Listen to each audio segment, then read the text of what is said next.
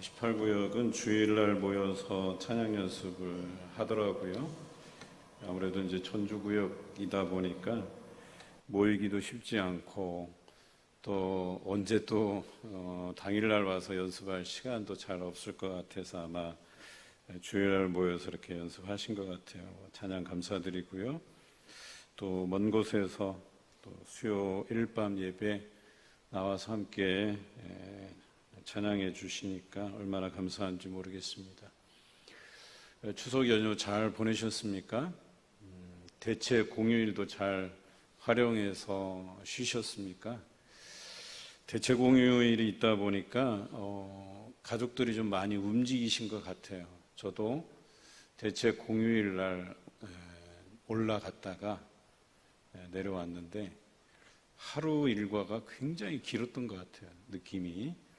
새벽기도 마치자마자 올라가서 형님네에서 예배드리고 있는 이제 아침 먹고 좀 쉬려고 할 때에 장례 소식이 들렸어요. 그래서 와이프 오빠네 장모님 별세하셨고 또 와이프 큰어머님 또 별세하셨고 그래갖고 이렇게 명절날 이렇게 장례가 터지니까 좀 애매하더라고요. 그런데도 한편으로는 또 감사한 게 그 대체 공휴일날 이후에 장례가 터졌으면 또 올라갈 뻔했어요. 그러니까 그것도 한꺼번에 같이 안 터졌으면 따로따로 터졌으면 올라갔다 내려왔다 계속 이럴 뻔했어요. 그래서 잘 됐다. 그냥 올라간 김에 장례식 두 곳에 들렸다가 내려왔어요. 우리 명절 때면 우리가 예배 드릴 때 한 가지 기억하는 게 대대로 물려왔던 신앙이 있고 또 나 때부터 시작한 신앙이 있고 뭐 여러 가지 유형은 있지만 우리가 모여서 예배 드린다라고 하는 의미는 우리 조상 대대로 또 자녀 손들이 그 신앙의 유업을 따라서 하나님의 말씀에 잘 순종해 가는지 확인하는 시간이고 또 하나는 하나님께서 우리에게 베풀어 주신 기이한 은혜들을 기억하는 자리라고 하는 것이죠. 오늘 시편 78편에도 그와 같은 내용이 나옵니다. 그래서 그들이 다음 세대들에 대한 중요성을 깨닫고 다음 세대들에게 두 가지를 강조하는데 하나는 하나님의 말씀에 순종할 것, 두 번째는 하나님께서 지금까지 역사 속에서 함께해 주신 그 기이한 일들을 기억하는 것, 이 두 가지를 후대에 가르치라고 이야기하는 것이죠. 그런데 그들이 이런 중요성을 깨닫는 데에 도움이 된 사실이 하나 있어요. 그것은 역사 안에서 그들의 조상들이 하나님 앞에 잘못했던 것을 기억하는 것이었어요. 오늘 78편이 아삽의 맞쓰길이라고 되어 있는데 맞쓰길은 사실 영장을 따라서 뭐 이런 뜻이에요. 그러니까 지휘자를 따라서 이런 뜻인데 그저 단순히 지휘자를 따라서라고 하는 그냥 예배 안에서의 어떤 예배적 요소를 의미하는 것뿐만 아니라 맞쓰길은 깊게 묵상하는 것, 통찰하는 것, 그래서 교훈적인 시를 말할 때 맞쓰길이라고도 합니다. 그런데 오늘 이 78편은 그냥 예배의 요소로서 지휘자를 따라서라는 뜻보다는 우리에게 깊은 통찰을 주는 교훈적인 시라고 할 수 있겠죠. 그런데 오늘 78편 6절에 이 후대에게 우리가 무엇을 알려주어야 되냐, 무엇을 기억나게 해줘야 되느냐라고 하는 것을 이야기하면서 8절에 이렇게 기록되어 있습니다. 그들이 조상들 곧 완고하고 패역하여 그들의 마음이 정직하지 못하며 그 심령이 하나님께 충성하지 아니하는 세대와 같이 되지 아니하게 하려 하심이로다. 그러니까 그 조상들의 역사를 기억하는데 그들의 완고하고 고집스럽고 불순종한 역사를 하나님 앞에서 펼쳐 보이면서 그 후대 손들은 그렇게 살지 말 것에 대해서 교훈하고 있는 시편이라고 하는 거죠. 보통은 좋은 일을 기억해서 좋은 것을 물려주고 좋은 것을 물려받도록 하는 게 보통인데, 그렇게 해서 구전되고 전수되고 이렇게 해야 가장 좋은데, 오늘 78편은 그들의 역사 가운데 조상들이 잘못한 것, 그래서 그 잘못하고 정직하지 못한 것, 이것을 끄집어내서 교훈으로 삼고 있다라고 하는 것이죠. 여러분,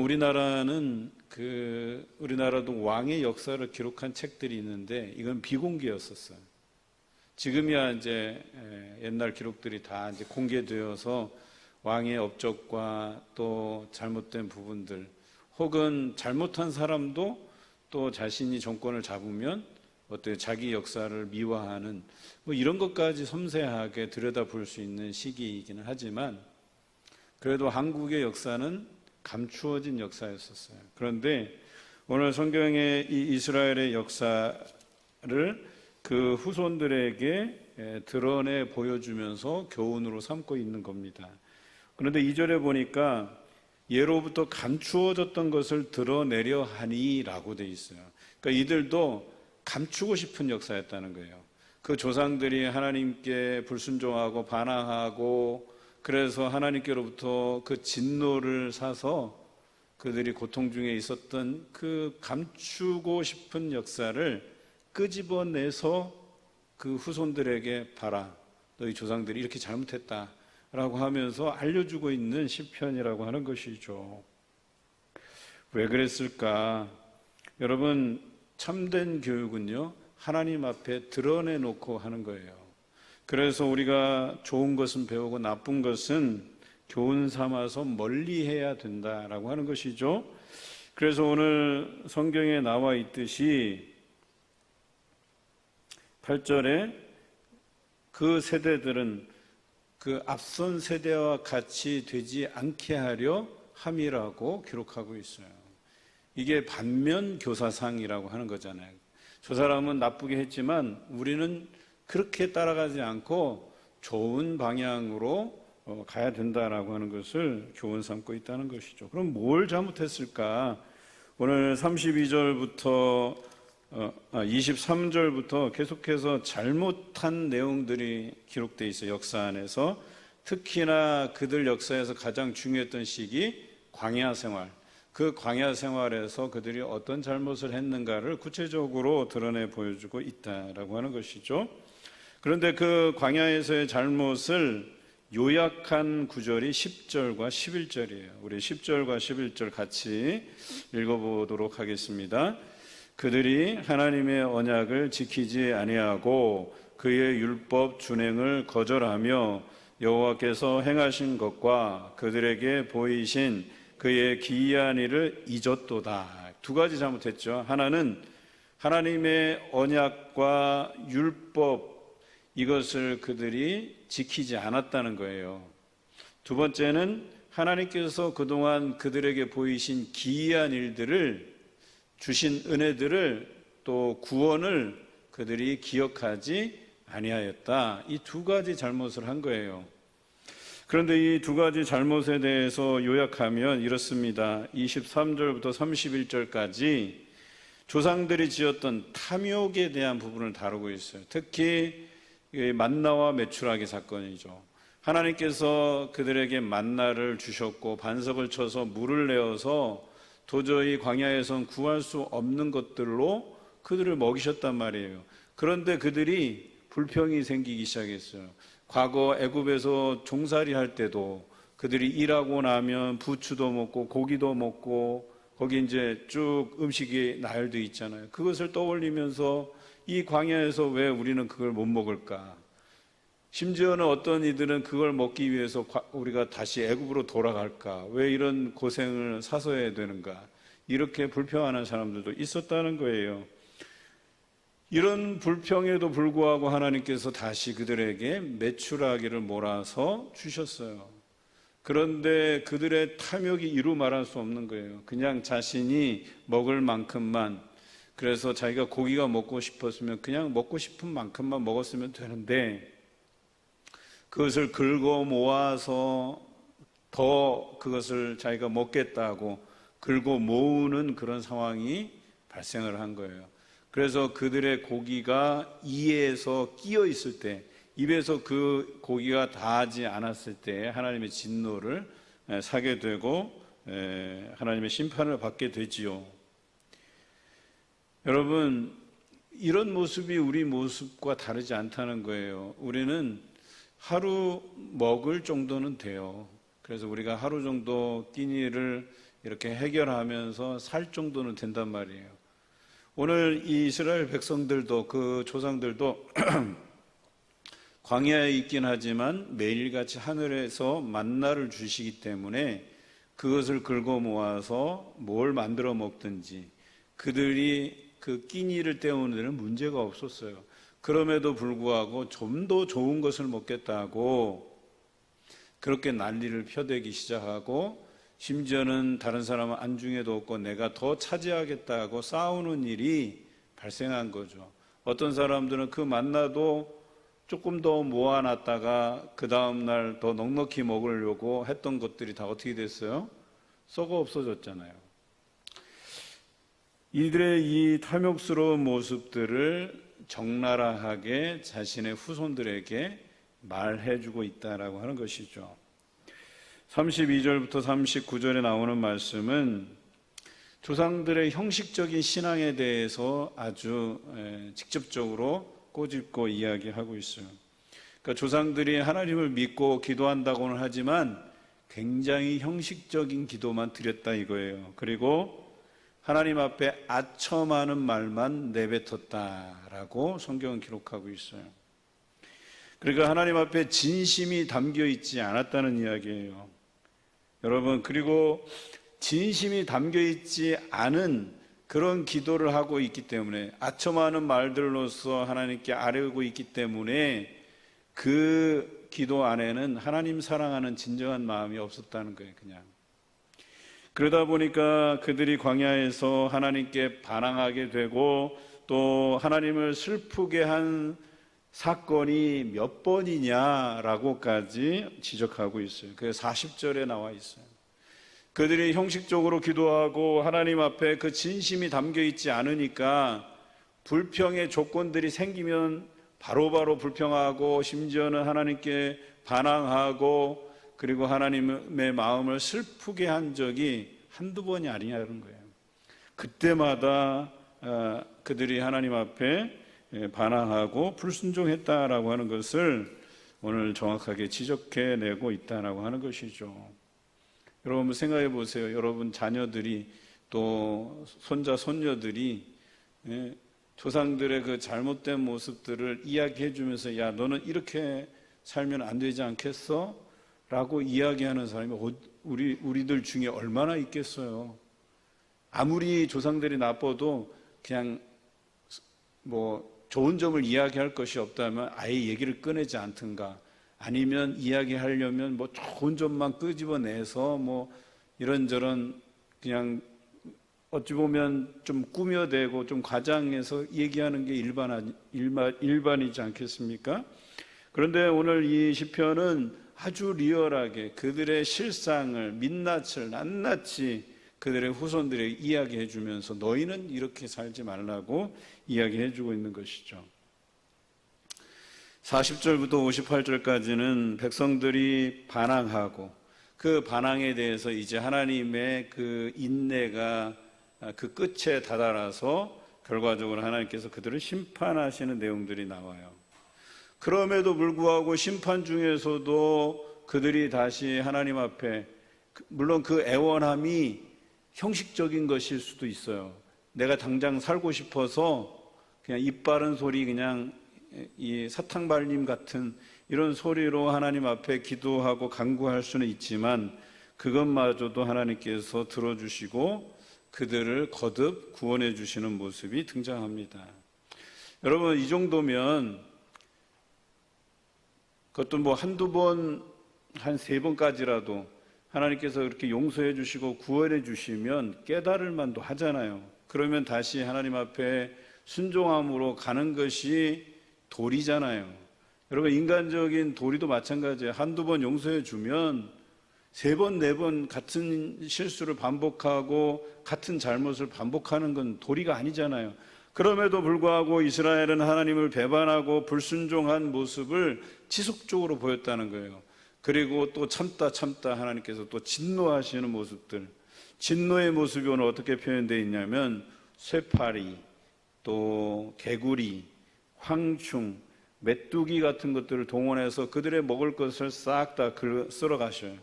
그리고 우박과 서리와 번갯불로 그들의 먹을 것과 가축들을 다 쓸어 가셔요. 심지어는 전염병에 그들을 붙이시기도 했어요. 여러분, 우리가 지금 여러 가지 이 부분들을 보게 되지만 끔찍한 심판이긴 해요. 그런데 오죽하셨으면 하나님께서 그런 것들로 먹을 것도 가져가시고 가축들도 가져가시고 심지어 전염병에 붙여서 그들의 목숨을 앗아갔을까라고 하는 것입니다. 사실 이런 것들은 감추고 싶은 역사임에도 불구하고 계속해서 이 감추고 싶은 역사를 자녀 손들에게 교육상 이렇게 가르치고 있다라고 하는 것이죠. 59절에서 마지막 절까지는 근실이 그 백성들을 지금까지 징계해 오시는데 결과적으로 하나님께서 그 징계의 목적은 그들을 회복시키기 위함이었다라고 하는 것을 찬송하면서 오늘 시편이 맞춰져요. 여러분, 여기서 하나님의 열심을 보게 됩니다. 여기 이스라엘 백성들은요, 굉장히 고집스럽고 굉장히 완악한 사람들이에요. 그냥 한두 번도 아니고 그냥 반복적으로 실수하고 반복적으로 하나님을 배반하고 반복적으로 불순종해요. 여러분, 이 정도면 포기할 만도 하잖아요. 우리 인간들도요, 사람을 대할 때, 야, 저 사람 아니야. 아예 포기해버리는 그런 사람들 있잖아요. 고집스러워서 꺾이지도 않고, 말을 해도 들어먹지도 않고, 때려도 말을 안 듣는 사람이 있단 말이에요. 그런 경우에는 뭐예요? 그냥, 아유, 저거 어떻게 되든지 그냥 내버려 두든지. 이렇게 되잖아요. 그런데 우리 하나님께서는 그런 이스라엘을 향해서 지속적으로 근실히 징계하고 구원하고 징계하고 구원하고 은혜를 베푸시는 그런 하나님의 열심을 우리가 이 시편 78편을 통해서 보게 되는 거예요. 그렇다면 이스라엘만 고집스러우냐? 아니에요. 우리도 고집스러워요. 우리가 얼마나 고집스러운지 몰라요. 우리의 삶을 들여다보면 우리가 드러내놓지 못해서 그렇지, 사람들 앞에 드러내놓지 못해서 그렇지, 하나님 앞에 내 죄를 드러내놓는다고 하면 이루 말할 수가 없다니까요. 심지어는 우리 자신의 모습이 얼마나 고집스러운지 몰라요. 하나님께서 고치라고 열심을 내라고 그렇게 강조하시는데도 딱 거기까지만 해요. 내가 생각한 마지노선까지만 슬쩍 발을 담갔다 빼고 그게 아첨하는 이스라엘 백성과 다르지 않아요. 그냥 나 어려울 때만 하나님 찾는 척하고 형식적으로 기도하는 척하는 거지. 그리고 내 안에 삶에 아무런 문제가 없고 좀 평안하다 싶으면 하나님에게서 멀어져요. 기도하는 자리에서 멀어져요. 말씀 보는 자리에서 멀어져요. 뭔가 좀 내게 고난이 닥치고 어려움이 닥치고 하나님께서 근실히 징계한다 싶으면 그제서야 기도의 자리 찾고 말씀의 자리 찾고 그러는 게 우리의 모습 아니겠어요? 얼마나 고집스러워요. 얼마나 완악한 모습이에요. 한두 번도 아니에요. 얼마나 자주 그러는지 몰라요. 하나님께 대한 열심을 약속하고 헌신을 다짐하고 하면서도 일주일 사이에 우리의 마음이 수십 번이나 바뀌어요. 이게 우리의 모습이라는 거예요. 이스라엘뿐만이 아니고 오늘 이 시편의 내용이 우리의 모습을 드러내놓고 있다니까요. 우리는 그렇다 치더라도 여러분 자녀와 자녀 손들은 그렇게 살지 말아야 되잖아요. 그러면 어떻게 해야 돼요? 하나님 앞에 우리의 완고한 고집들, 우리의 죄된 모습들, 헌신하지 못하는 것들, 열심히 하지 못하는 것들, 여러분 회개하는 모습이라도 보여줘야 되는 것 아니겠어요? 아니면 솔직하게 우리 자녀들에게 인정해야 되는 것 아니겠어요? 내가 열심을 내지도 못하면서 자녀들에게 열심히 해라, 기도해라, 교회 다녀라, 예배 드려라, 말도 안 되는 소리예요, 한마디로. 뭔가 우리 안에 이런 불순종함이 있다면, 완악한 모습이 있고 고집스러운 모습이 있다면 이것들을 내려놓는 그런 모습이어야 되지 않겠어요? 그래야 그런 모습을 자녀들이 보고 배우는 것 아니겠습니까? 여러분, 자녀들은 거울에서 자신의 모습을 보듯이 부모에게서 자신의 모습을 발견한다니까요. 잘 생각해 보세요. 자녀들 때문에 속상하신 적 있으시잖아요. 잘 생각해보면 아유 저 누구 닮아갖고, 다 보면 다 내 그림자예요. 그게 나를 닮아서 그런 거예요. 내 성격 닮아서 그런 거고, 내가 그런 식으로 신앙생활 하니까 아이들도 그런 식으로 신앙생활 할 수밖에 없다니까요. 부모가 열심을 내면 자녀들도 열심을 내게 돼 있어요. 자녀들이 얼마나 기특한 줄 아세요? 엉터리같이 사는 것 같지만 그래도 자기가 부모의 그 기대에 맞춰 살려고 무진장 노력해요. 그리고 부모가 살아냈던 그 신앙, 그 삶, 그거라도 좀 근처에 가보려고 이렇게 노력하는 편이에요. 그런데 내가 막 살았다, 내가 신앙생활 엉터리로 했다, 그러면 자녀들이 볼 때 아이 뭐 저 정도는 나도 살 수 있을 것 같은데? 당연한 거예요. 그렇게 살 수밖에 없다니까요. 우리 자녀들의 신앙 부모에게 달려있다는 거예요. 여러분만 신앙생활 잘하면 자녀들은 언젠가 하나님께서 붙잡아 주시겠지, 얼음도 없는 소리예요. 부모가 직접 보여주고 부모가 직접 가르치지 않으면 여러분 그 자녀는 요원합니다. 하나님께로 돌아오는 것 어려워요. 그래서 명절이 있는 거예요. 명절 때 우리가 신앙교육 제대로 하고 신앙의 전수가 제대로 이루어져야 되는 거예요. 그런데 명절이라고 에이 뭐 예배야, 그냥 예배 패스하고 그냥 윷놀이나 하다가 화투나 치다가 뭐 치킨이나 사 먹고, 그냥 그게 무슨 명절이에요. 하나님 앞에 오늘 이 시편의 저자의 이야기처럼 우리가 그동안 말씀 순종 잘 해왔는지 점검해보고, 또 하나님께서 우리 가정에 베풀어 주신 그 은혜들을 기억하고, 이게 명절의 의미라니까요. 그래서 그 자녀손들이 그 믿음의 유산을 통해서 그들에게 하나님의 영이 부어지고 그들에게 약속된 은혜들도, 약속된 복들도 그들이 누리게 하도록 하는 것이 우리의 사명이지 않겠냐라고 하는 겁니다. 오늘 이 시편 78편의 이야기가 여기에 있어요. 여러분 부끄러운 역사도, 여러분 부끄러운 삶도 자녀들에게 솔직하게 고백하시기 바라요. 여러분 부모라고 해서 자녀 보기에 완벽하지 않습니다. 떳떳하지 못한 모습들도 많아요. 그걸 솔직하게 시인하고 잘못했다고 미안하다고 할 수 있는 모습이 있어야 돼요.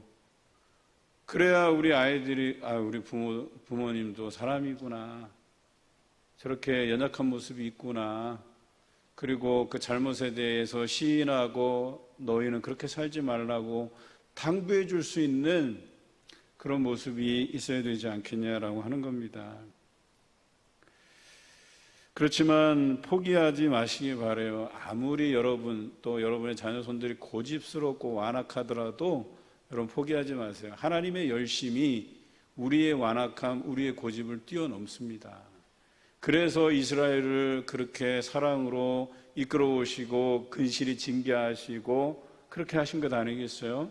여러분도 마찬가지입니다. 여러분들도 내가 더 이상 여기서 나아질 게 뭐 있어? 아니에요. 더 나아질 수 있다는 희망을 가지세요. 하나님께서 근실히 여러분을 징계하시고 근실히 여러분을 사랑하시고 이끌어 가실 거예요. 그래서 결론적으로 여러분을 구원에 이르게 할 것이고 대단한 헌신자로 세워갈 것이고 여러분을 통해서 교회가 부흥하고 또 많은 새로운 생명들이 하나님께로 돌아오는 역사를 만들어 가신다니까요. 여러분, 이 사실을 믿으시길 바랍니다. 하나님의 열심이 이 모든 것을 가능하게 해요. 우리는 여전히 고집스러우나 하나님의 열심이 여러분을 변화시킬 줄로 믿습니다. 또 이 일을 위해서 여러분 열심히 우리 아이들을 가르치고 또 여러분들도 열심히 배우시기 바라요. 우리가 내년부터는 자녀 교육을 위한 부모 성경학교를 시작을 할 겁니다. 그래서 우리가 일주일 동안 이제 성경을 팔 거예요. 그래서 성경의 개론에 대해서 일주일 동안 열심히 여러분들이 모여서 계속해서 성경 공부를 할 거예요. 적어도 내가 성경에 대한 상식을 가지고 우리 아이들을 교육하고 자녀들을 훈계할 수 있도록 그렇게 교육할 예정이에요.